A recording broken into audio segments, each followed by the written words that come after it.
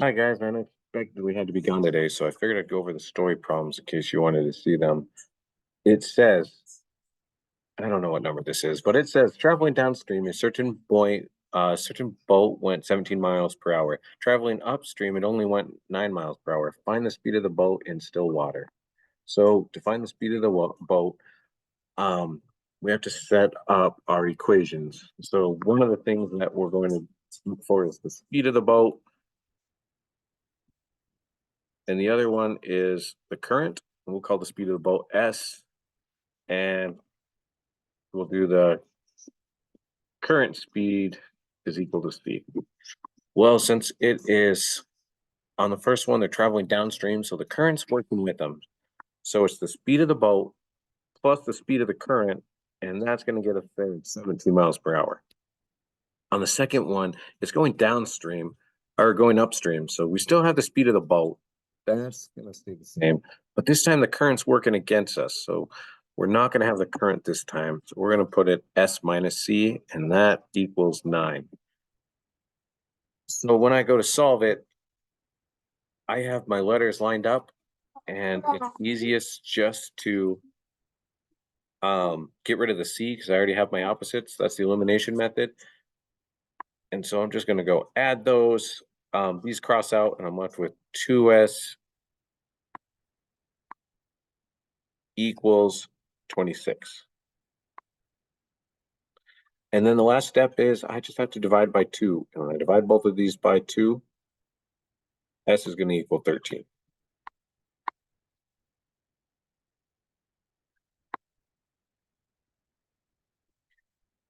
And if I wanted to find the speed of the current, this one's not asking it, I would just plug in 13 for S and then solve. So if I plug 13 in here and I minus 13 on both sides, then the current speed would be 4. On the second one, it says, and I don't know what number this one is again, it's the one right after the bulk question. The school that Shanice goes to is selling tickets to a spring musical. On the first day of ticket sales, the school sold 13 adult tickets and 12 child tickets for a total of 100.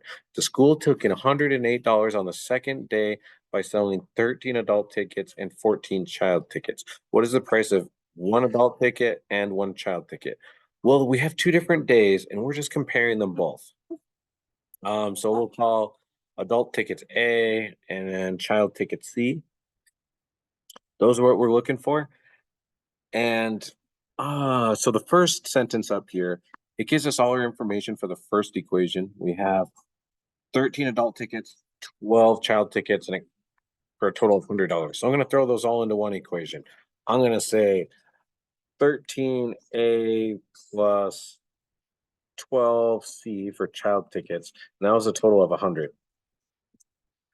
On the next part, the second sentence says that they made $108 this time, and they sold 13 adult and 14 children. So to figure that out, I am just going to put that all in one equation. So we have 13 adults plus 14 children tickets, and that equals 108. So to figure that, the next thing out, there's 2 different options. I could try to get A or C alone. If I did C, though, I'd have to find a common denominator that 12 and 14 can go in, and that could be a high number. But I could just look at my 13 A's. Those are both the same. So if I took one, and I'm just choosing the top one because I'm going to multiply by a -1, and then this will become a -100. And then I'll be still stuck with positives. But anyways, if I multiply or distribute by a -1 on all of these, then I can add these equations together. Well, that's just a -13A, a -12C, and a -100. And then I can add these 2 equations together. 14C minus 12C, or 14 plus -12 is just 2C. And 108 plus a -100 is 8. So then I divide by 2, and a child ticket costs $4. So to figure out what an adult ticket costs, I just have to take this this child ticket and then plug it into either one of the equation for C and solve it to figure out what adult tickets are. And I'm not going to go through and solve it, but if I were to rewrite this bottom equation, it would be 13A plus 14, and we're going to get rid of the C, and we're going to replace C with 4 because that's what C equals. Equals 108. And then I go through and solve that. So those were the two-story problems. Sorry if you hear my baby squeaking back here. Let's see. Let's look at this last question, maybe. So this one, it says, write the missing system of equality. They have one of them, and it says y is greater or equal to 2x minus 5. So if I look at the two of them, I can see that this 2x is positive. And so it must be referring to this red line because that's the positive one.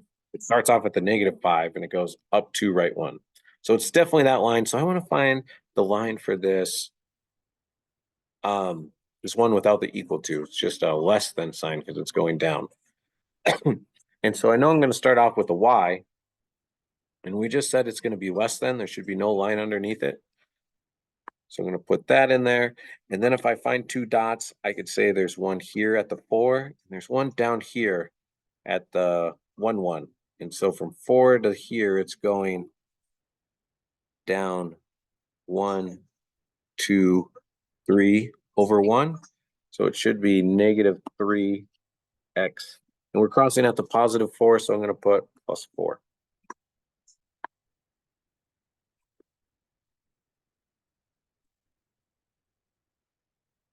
Well, I think that's about it.